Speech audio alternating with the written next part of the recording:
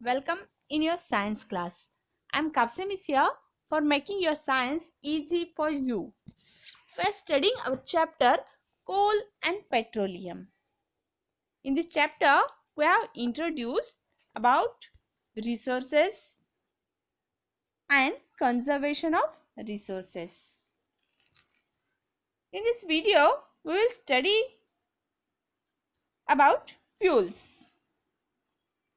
In villages, people use wood. They burn wood for cooking. In some villages, coal or dust of wood is used in shagris, and on that, by burning that, cooking is done. In towns, we use petroleum gas cylinders for cooking. Anything that burns give off heat. Wood, coal, LPG are combustible substances which produce heat on burning. However, all combustible substances cannot be called fuels. Fuel are combustible substances, but all the combustible substances are not called fuels. Combustibles means जो flame को capture करता है और जलता है उसे हम combustible बोलते हैं. यस, तो फ्यूल ये कंबस्टिबल सब्सटेंस है, लेकिन सभी कंबस्टिबल सब्सटेंसेस फ्यूल नहीं है. Then how can we define fuel? A fuel is a substance that can be used to produce heat at a reasonable cost. Fuel की डेफिनेशन कैसे हम लिख सकते हैं? A fuel is a substance that can be used to produce heat at a reasonable cost. ये definition short definition है जो कि आपको नोट डाउन करनी है आपके नोटबुक में.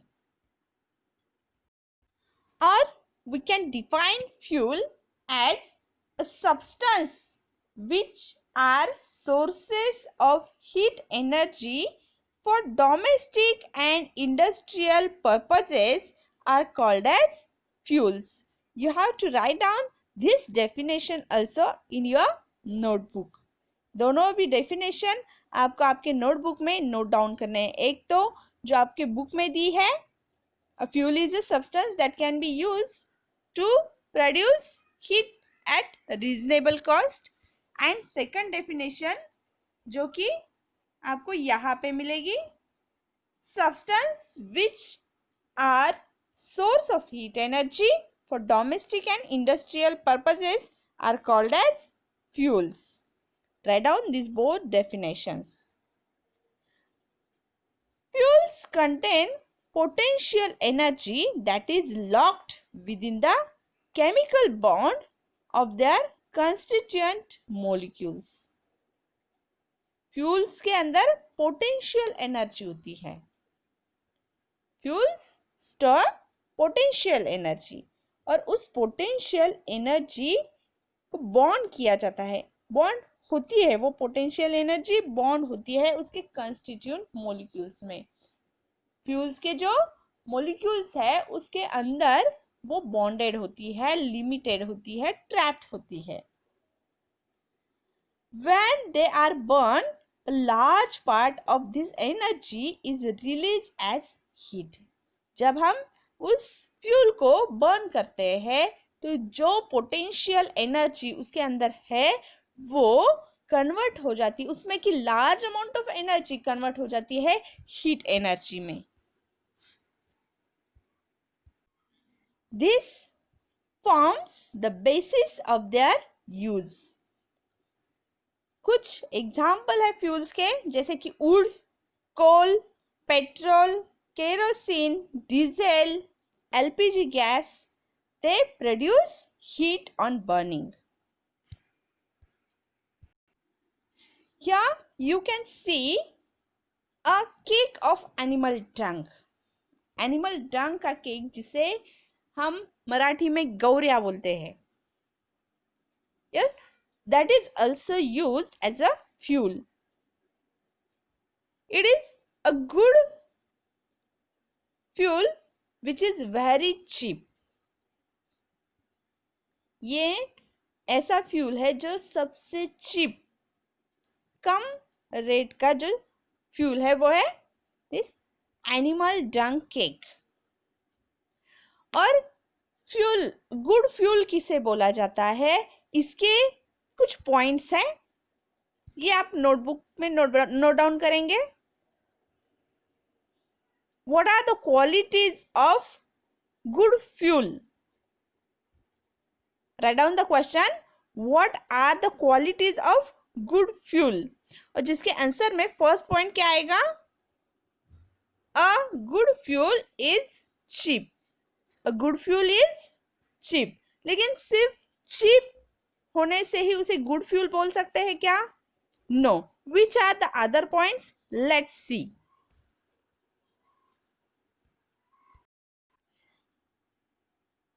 It should be readily available. The second point for good fuel is it should be readily available. वो जल्दी से अवेलेबल होना चाहिए. अब वुड जो है वो जल्दी से अवेलेबल होता है. यस, लेकिन सिर्फ अवेलेबल होने की वजह से वो गुड फ्यूल है क्या? नहीं, उसमें और भी कुछ क्वालिटीज चाहिए. देखेंगे हम कौन से हैं. Third point will be it should be readily combustible. Good fuel जो है वो readily combustible चाहिए, जल्दी से वो जलना चाहिए. Yes, this property we find in coal. Coal के अंदर ये प्रॉपर्टी है. Coal can readily combustible. Yes, note down this third point. It should be readily combustible. The next point will be it should be easy to transport. जो good fuel होता है वो transport के लिए इजी होना चाहिए. जैसे कि एलपीजी गैस जो है, गैस सिलेंडर्स जो हम लेते हैं वो ट्रांसपोर्ट के लिए इजी है. यस, हम देखते हैं रिक्शा में एलपीजी का अपना गैस का सिलेंडर आता है और वो हमें अवेलेबल हो जाता है. जब भी अपना गैस खत्म हो जाता है हम एक कॉल करते हैं और कुछ ही मिनट्स में वो सिलेंडर हमें अवेलेबल हो जाता है. मीन्स इसका जो ट्रांसपोर्ट है वो इजी है. The next point for good fuel is it should has high calorific value. इसकी कैलोरीफिक वैल्यू जो है वो हाई लेवल की होनी चाहिए, जैसे कि डीजल में है. बहुत सारे कैलोरीज ये देता है. यस, कैलोरीफिक वैल्यू मीन्स ज्यादा से ज्यादा कैलोरीज हमें इस फ्यूल से मिलने चाहिए. And last and most important point for good fuel is it does not produce, it should not produce gases or residues that pollute environment. जो गुड फ्यूल होता है उसकी वजह से पोल्यूशन क्रिएट नहीं होना चाहिए. अब ये जो पूरे क्वालिटीज है, ये जो क्वालिटीज हमने लिखे हैं, देखे हैं गुड फ्यूल के, वो पूरे के पूरे क्वालिटीज किसी एक फ्यूल में नहीं आते हैं. So not a single fuel is a good fuel. कोई भी फ्यूल गुड फ्यूल नहीं कहलाता है. गुड फ्यूल के जो क्वालिटीज है वो सभी के सभी क्वालिटीज एक फ्यूल में आज तक तो भी अवेलेबल नहीं है. सो Not a single fuel is called good fuel. अब CNG जो है, CNG इसका लॉन्ग फॉर्म आपको मालूम है, कंप्रेस्ड नेचुरल गैस. यस, ये इससे पोल्यूशन नहीं होता है, लेकिन ये रिडीली अवेलेबल नहीं है, चीप नहीं है.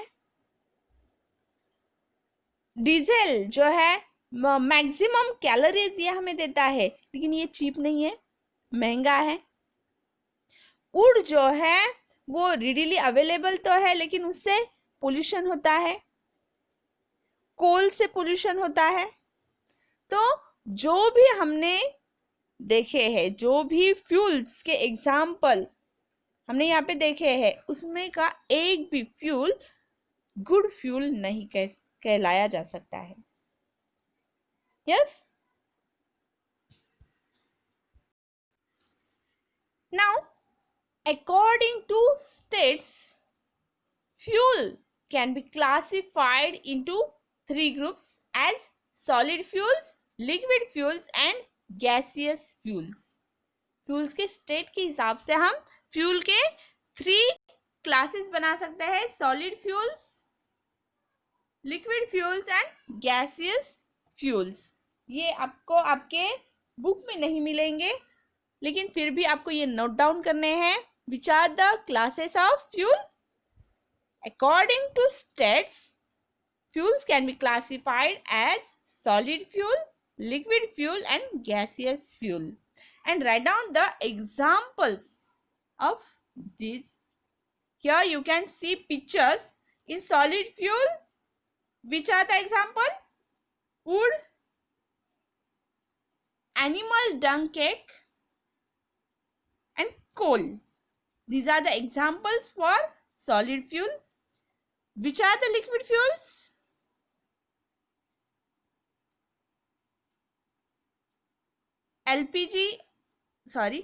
Petrol, kerosene and diesel. These are the example for liquid fuels. And which are the gaseous fuels?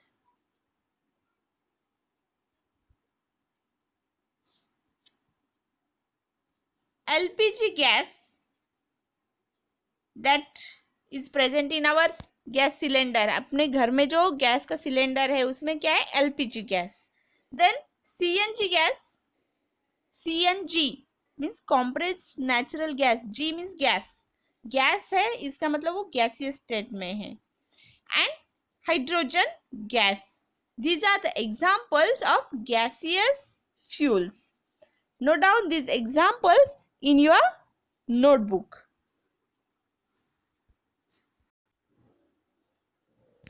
For fuels, we have to kept in mind that all common fuel contain carbon either as a free element or in the combined state.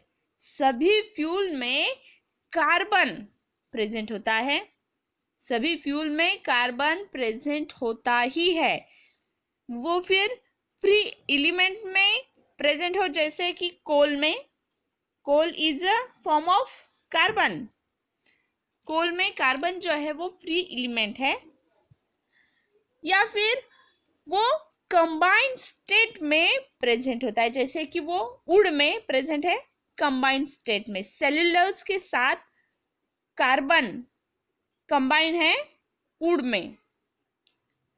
सभी fuel में carbon present होता है, ये हमें याद रखना है.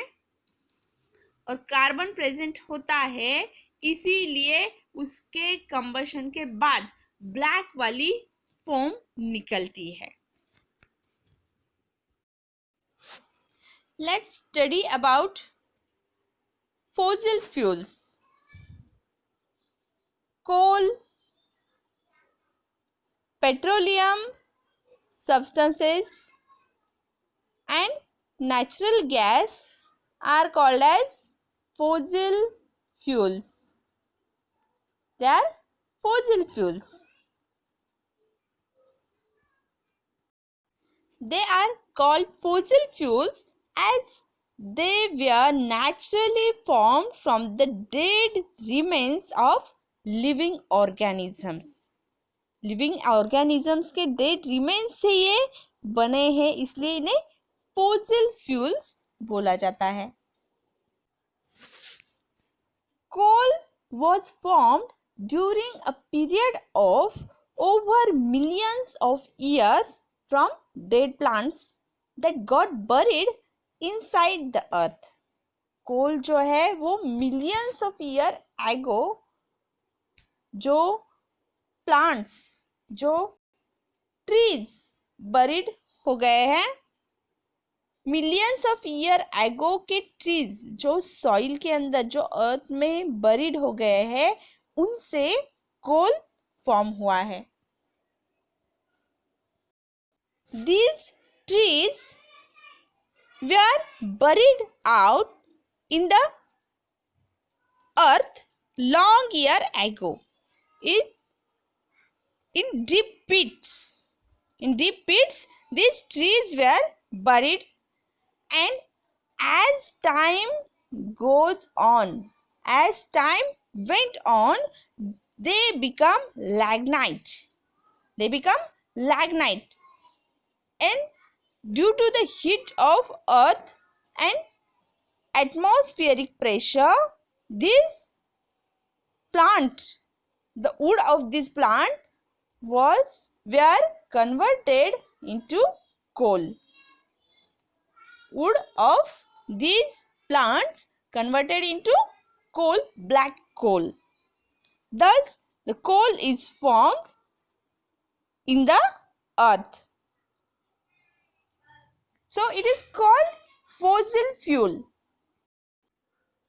Petroleum and natural gas were formed from dead sea animals. The process again taking over millions of years.